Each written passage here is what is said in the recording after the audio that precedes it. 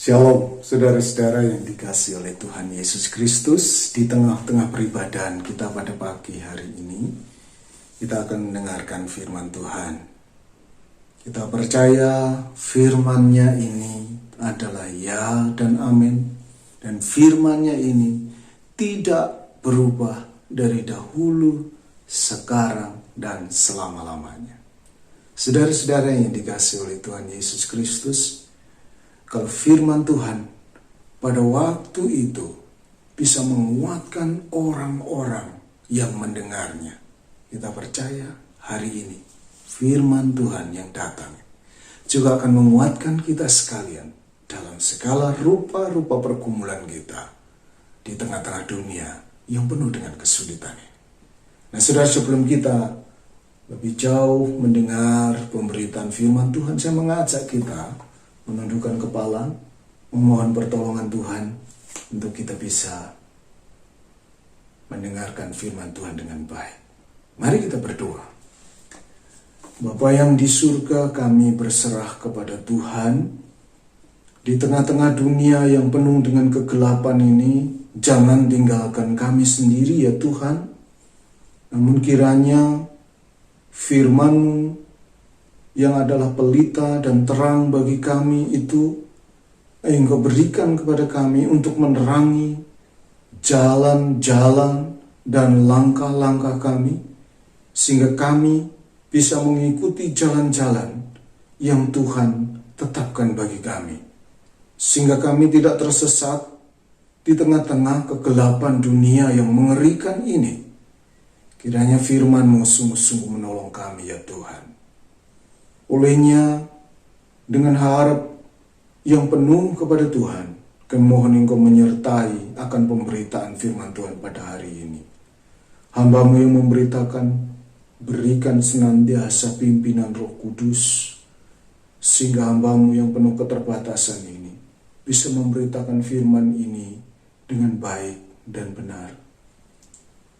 Demikian juga Engkau akan menyertai semua jemaat Tuhan yang mendengar, agar semua jemaat-Mu juga akan berhikmat bijaksana untuk menangkap kebenaran-kebenaran firman Tuhan yang disampaikan oleh hamba. Sungguh kami berserah dan berseru untuk pemberitaan firman Tuhan ini di dalam nama Tuhan Yesus Kristus. Haleluya.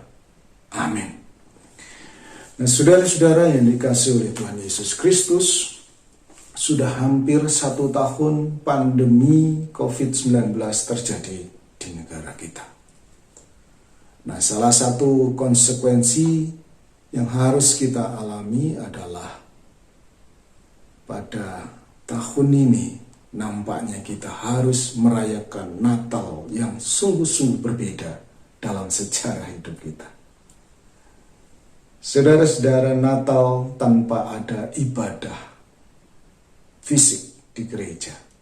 Saudara bersyukur mungkin ada beberapa gereja yang bisa melakukan peribadahan di rumah ibadah mereka atau di gereja mereka masing-masing oleh karena sunnah yang lebih baik dibandingkan tempat kita. Namun kebanyakan gereja tidak bisa melakukan peribadahan Natal. Tidak ada lagi perayaan yang penuh dengan kemeriahan di gereja. Saudara-saudara yang dikasihi oleh Tuhan Yesus Kristus, tidak ada lagi kesibukan seperti tahun-tahun sebelumnya. Kesibukan dekor, kesibukan latihan di gereja, yang kadang-kadang ini menimbulkan sedikit perselisihan. Namun saat ini sungguh-sungguh kita rindukan. Tidak ada lagi kita akan melihat anak-anak yang menari, anak-anak yang menyanyi. Saudara-saudara, ini benar-benar Natal yang sangat berbeda. Dan saudara, Natal tahun ini adalah Natal yang sungguh-sungguh sunyi dan senyap. Natal yang kita rayakan di tengah-tengah segala kesulitan. Nah, saudara, pertanyaannya adalah, di tengah-tengah segala kesulitan ini, apakah Natal itu masih bisa kita lihat pesona kemuliaannya? Apakah Natal itu masih bisa membangkitkan hati kita untuk bisa memuji Tuhan. Dan saudara-saudara, di tengah segala kesulitan ini, apakah kita masih bisa melihat keindahan dan kemuliaan Natal yang akhirnya mendorong kita dengan dipenuhi sukacita memuji Allah. Saudara, pagi hari ini saya mengajak saudara untuk kita merenungkan suatu bagian firman Tuhan, bercerita tentang berita Natal pertama-tama. Kita akan membaca dan merenungkan bagaimana seseorang mengalami satu pergumulan dari pertama di mana dia begitu kebingungan pada saat menerima berita Natal. Dari kebingungan, ketakutan, keraguan, namun kemudian berubah menjadi puji-pujian karena dia melihat kemuliaan dari Natal. Nah, mari saudara, saya mengajak saudara membuka di dalam Lukas pasal yang pertama, ayat yang ke-46 sampai dengan yang ke-55. Ini sebuah perikop yang menarik, sebuah perikop yang menceritakan tentang nyanyian pujian. Mari kita membuka Alkitab kita dalam Lukas pasal pertama ayat 46 sampai dengan 55. Saya akan membacakan dalam Alkitab saya, saudara bisa menyimak di dalam Alkitab saudara masing-masing. Nyanyian pujian Maria. Lalu kata Maria, jiwaku memuliakan Tuhan dan hatiku bergembira karena Allah juru selamatku. Sebab ia telah memperhatikan kerendahan hambanya. Sesungguhnya mulai dari sekarang segala keturunan akan menyebut aku berbahagia. Karena Yang Maha Kuasa telah melakukan perbuatan-perbuatan yang besar kepadaku, dan namanya adalah kudus. Dan rahmatnya turun-temurun atas orang-orang yang takut akan Dia. Ia memperlihatkan kuasanya dengan perbuatan tangannya, dan mencerai-beraikan orang yang congkak hatinya. Ia menurunkan orang-orang yang berkuasa dari tahtanya, dan meninggikan orang-orang yang rendah. Ia melimpahkan segala yang baik kepada orang yang lapar, dan menyuruh orang yang kaya pergi dengan tangan hampa. Ia menolong Israel hambanya, karena ia mengingat rahmatnya, seperti yang dijanjikannya kepada nenek moyang kita, kepada Abraham dan keturunannya untuk selama-lamanya. Saudara-saudara, satu pujian yang sangat indah dari Maria. Pujian ini kalau misalkan kita memperhatikan dalam ayat yang ke-46 dan ke-47, pujiannya adalah pujian yang penuh dengan kegembiraan. Sehingga dia katakan, jiwaku memuliakan Tuhan dan hatiku bergembira karena Allah juru selamatku. Saudara, nyanyian yang dinyanyikan oleh Maria ini adalah nyanyian sebagai ungkapan sukacitanya yang meluap-luap dari hatinya. Nyanyian yang begitu indah dan penuh dengan keagungan. Satu nyanyian yang penuh dengan syukur dan pengakuan akan karya Allah yang begitu luar biasa. Namun saudara-saudara, kalau misalkan kita melihat sesungguhnya puji-pujian ini adalah puji-pujian yang keluar setelah Maria melalui masa yang sukar pada saat dia pertama kali menerima berita dari Tuhan melalui malaikat bahwa dia akan mengandung, yaitu sang penyelamat bagi Israel. Saudara, kalau misalkan kita lihat perikop sebelumnya, Maria waktu itu didatangi oleh malaikat. Dan kemudian saudara-saudara, malaikat memberitahu kepada dia bahwa dia adalah orang yang dipilih oleh Tuhan untuk menjadi alat yang menghadirkan juru selamat ke dunia. Pada ayat yang ke-28, waktu malaikat itu datang ke rumah Maria, malaikat itu berkata, "Salam, hai engkau yang dikaruniai Tuhan menyertai engkau." Maria terkejut mendengar perkataan itu, lalu bertanya di dalam hatinya, apakah arti salam itu? Kata malaikat itu kepadanya, "Jangan takut hai Maria, sebab engkau beroleh kasih karunia di hadapan Allah. Sesungguhnya engkau akan mengandung dan akan melahirkan seorang anak laki-laki, dan hendaklah engkau menamai dia Yesus. Ia akan jadi besar dan akan disebut anak Allah yang Maha Tinggi, dan Tuhan akan mengaruniakan kepadanya tahta Daud, bapa leluhurnya. Dan ia akan jadi raja atas kaum keturunan Yakub sampai selama-lamanya, dan kerajaannya tidak akan berkesudahan." Sudah, berita itu begitu indah, namun kemudian tidak langsung menjadi indah bagi Maria. Yang pertama, dia begitu terkejut pada saat malaikat itu datang menjumpai dia. Dan kemudian isi berita yang disampaikan oleh malaikat, berita akan lahirnya, yaitu juru selamat itu melalui dia. Ini mengejutkan, membingungkan, menakutkan bagi Maria. Sehingga saudara-saudara, Maria hanya bisa berkata, bagaimana hal itu mungkin terjadi karena aku belum bersuami. Saudara-saudara, malaikat mencoba memberikan peneguhan bahwa hal itu terjadi oleh karena Allah yang bisa melakukan perkara yang mustahil. Tidak ada yang mustahil bagi Allah. Saudara-saudara yang dikasihi oleh Tuhan, Roh Kudus akan turun kepada Maria, dan Maria akan menjadi hamil. Nah, saudara-saudara yang dikasihi oleh Tuhan Yesus Kristus, dan juga malaikat mengatakan bahwa Allah yang sanggup melakukan perkara ajaib itu juga berbuat sebuah keajaiban kepada sepupunya, yaitu Elisabet, yang dikatakan mandul itu, namun oleh Tuhan dibuat menjadi bisa.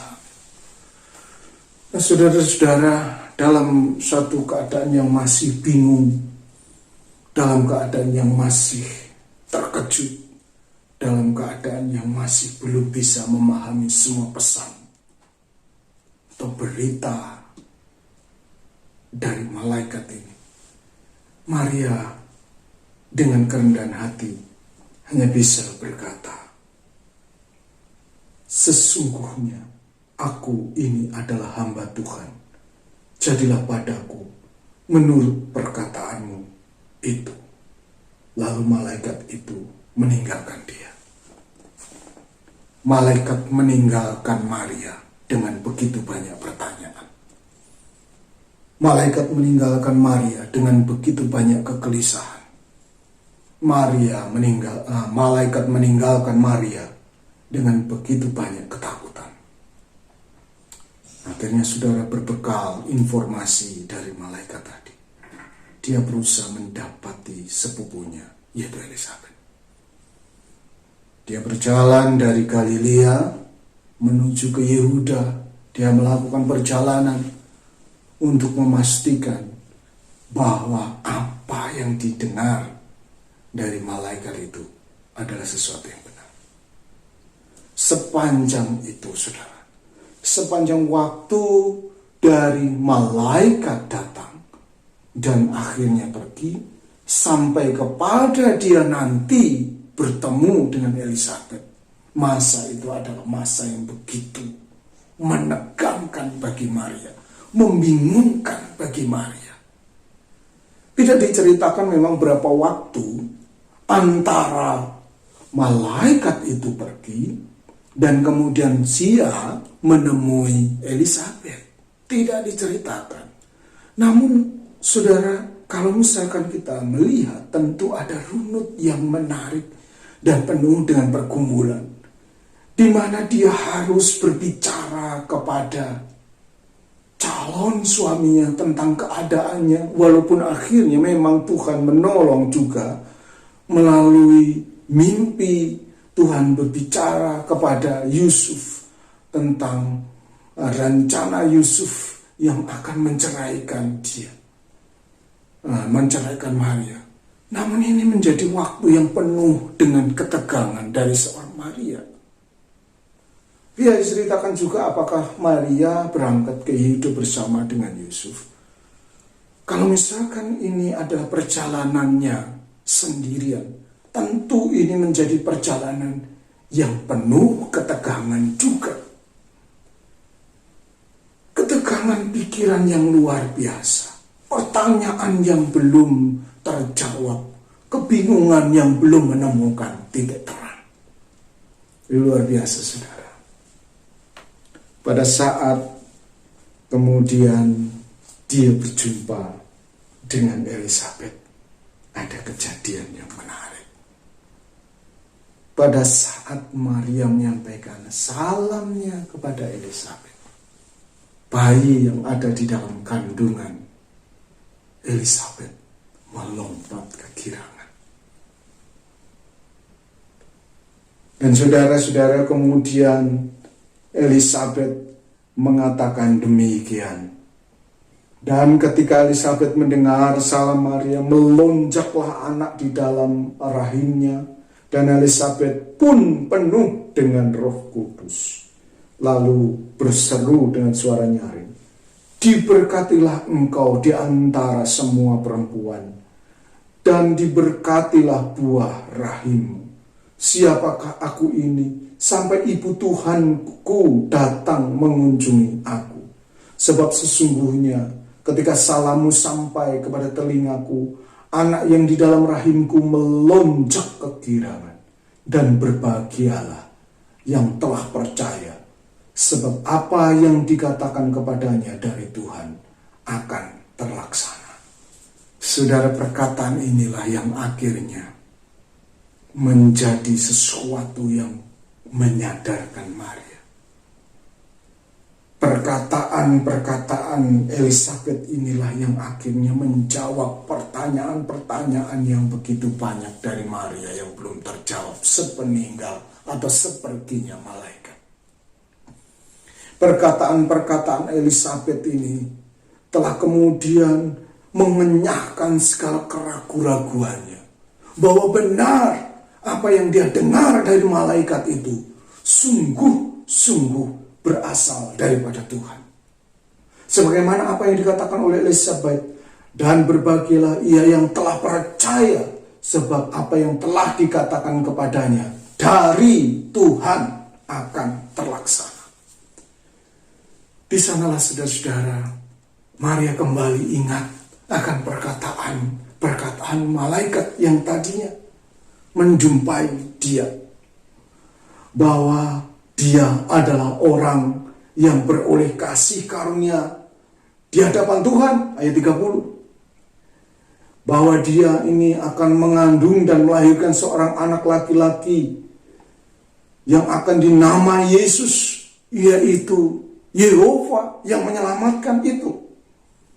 Dan kemudian ia akan menjadi besar dan akan disebut anak Allah yang maha tinggi, dan Tuhan Allah akan mengaruniakan kepadanya tahta Daud bapa leluhurnya, dan dia akan menjadi raja atas keturunan Yakub sampai selama-lamanya, dan kerajaannya tidak akan berkesudahan.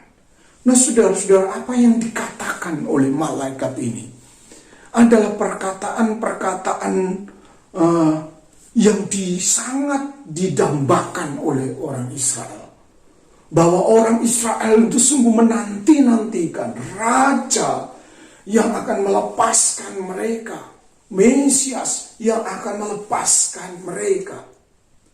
Dan saat Maria mendengar bahwa dia dipilih oleh Tuhan untuk mengandung sang Mesias itu, kekejutan besar terjadi, ketakutan besar terjadi, kebingungan besar terjadi, kesulitan besar terjadi dalam jiwanya. Tapi akhirnya pada saat Tuhan membukakan matanya melalui perkataan dari Elisabet, dia akhirnya melihat betapa mulianya, betapa indahnya ketetapan Allah atas dirinya dan atas Israel. Betapa indahnya apa yang sudah ditetapkan oleh Allah. Dan betapa indahnya, betapa mulianya bahwa Allah itu melibatkan dia, seorang perempuan muda dari desa yang tidak dikenal oleh siapa-siapa mungkin. Namun Allah berkenan melibatkan dia dalam sebuah rancangan ketetapan Allah yang begitu besar.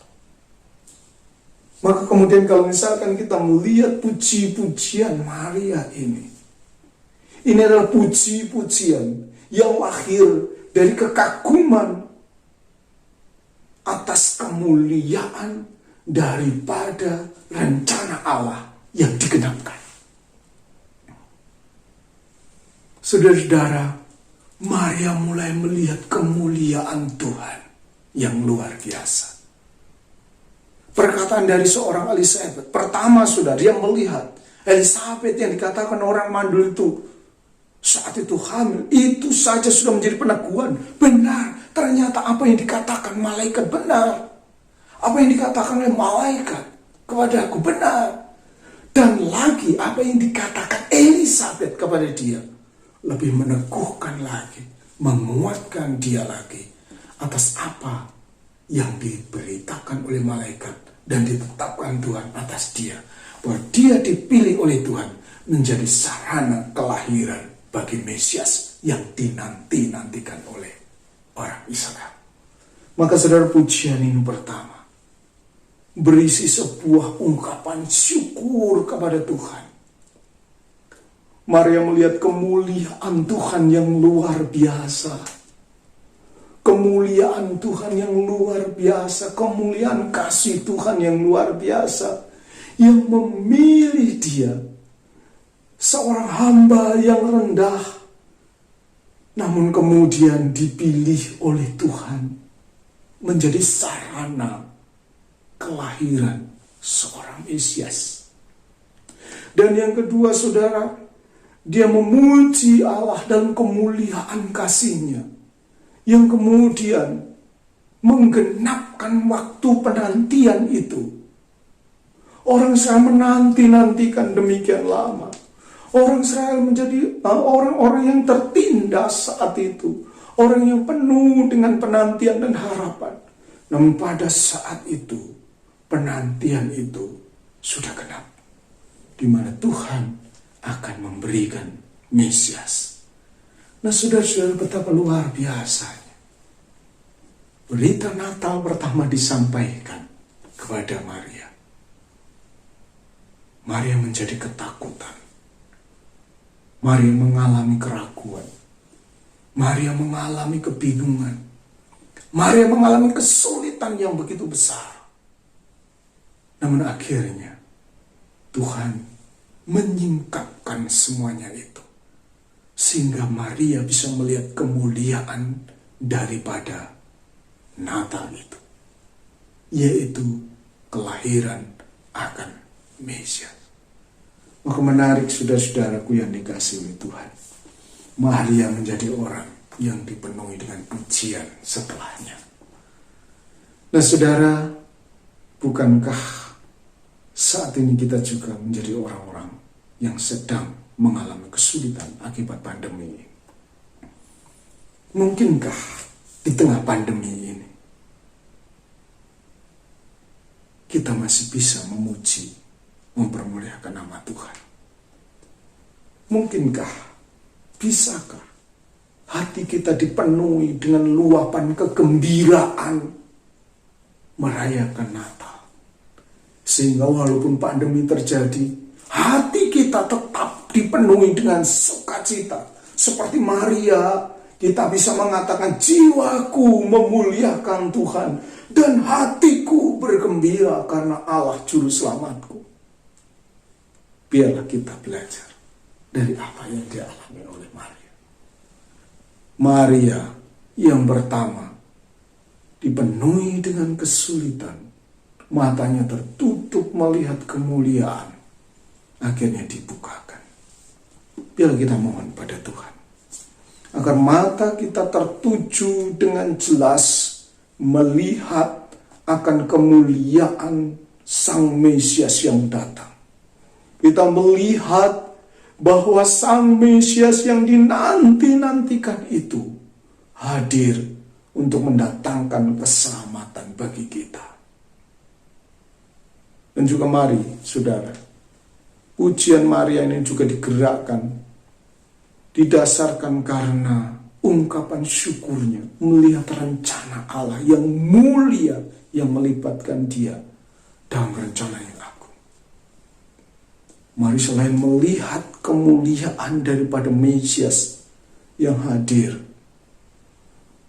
kita juga arahkan pandangan kita kepada rancangan Allah atas hidup kita. Bahwa Allah mengasihi saudara. Allah mengasihi saudara. Dimanapun saudara berada, mungkin orang memandang saudara rendah, tidak berharga. Tapi perhatikan baik-baik Maria. Dia katakan bahwa dia memuji Tuhan karena Tuhan melibatkan dia dalam rancangannya yang agung. Dia katakan, jiwaku memuliakan Tuhan dan hatiku bergembira karena Allah juru selamatku, sebab ia telah memperhatikan kerendahan hambanya. Saudara, siapa saudara? Orang mungkin melupakan saudara. Ingatan akan Natal adalah ingatan bahwa Allah bisa memakai siapapun yang mungkin dunia pandang rendah. Walaupun Natal ini mengingatkan, walaupun saudara tidak diingat, tidak dikenal orang, dipandang rendah, tapi lihat baik-baik bahwa Allah mengasihi dan ingin melibatkan saudara dan saya dalam rencana yang agung. Mari kita melihat ini semua. Lihatlah bahwa siapapun saudara, saudara dilibatkan juga dalam rencananya. Dan yang kedua, lihatlah kemuliaan rencana Allah melalui kehadiran Kristus. Maka kemuliaan Natal itu akan menolong kita untuk memuji Tuhan. Praise and glory of Christmas. Pujian dan kemuliaan Natal. Pujian yang lahir karena kita melihat kemuliaan daripada kehadiran Sang Juru Selamat itu. Saudara, di tengah-tengah kesulitan akibat pandemi ini, mari kita tetap memiliki harapan. Karena sesungguhnya di tengah-tengah segala kesulitan, sebagaimana kesulitan Israel saat itu, Allah memandang dan akhirnya dia hadir dengan juru selamat yang luar biasa, karya penyelamatan yang luar biasa. Oleh mari hari ini, Natal ini, walaupun kita rayakan di tengah kesulitan, Natal yang paling berbeda, Natal yang benar-benar sunyi dan senyap, tapi justru di tengah segala kesunyian dan kesenyapan itu, kita lebih melihat kemuliaan Allah. Dan biarlah hati kita dipenuhi dengan pujian. Mari kita berdoa. Bapa di surga, kami sungguh berterima kasih kepadamu karena Tuhan menolong kami mendengar firman Tuhan. Biarlah di tengah kesulitan kami tidak terjebak, pikiran kami tidak terjebak dan terfokus kepada kesulitan kami. Tapi biarlah kemudian kami meminta pertolongan Tuhan sebagaimana Maria berjalan menemui Elisabet. Biarlah kami juga berjalan kepada Tuhan untuk memohon pertolongan agar Tuhan menyingkapkan pikiran hati kami untuk melihat kemuliaan daripada Natal itu. Kemuliaan akan kehadiran Sang Juru Selamat yang menyelamatkan kami yang berdosa itu. Dan biarlah juga kami akan terpukau melihat kemuliaan rancangan Allah yang melibatkan orang-orang sederhana, orang-orang kecil dan hina. Dan biarlah kami juga dipenuhi dengan pujian kepadamu. Terima kasih untuk firman-Mu yang kami dengar pada hari ini ya Tuhan. Firman ini sungguh menguatkan kami. di tengah-tengah segala kesulitan kami. Doa kami naikkan di dalam nama Tuhan Yesus Kristus. Haleluya, haleluya. Amin. Tuhan memberkati. Salam dan doa saya untuk saudara sekalian. Tetap sehat dan semangat. Salam 1 GKT. Tuhan memberkati.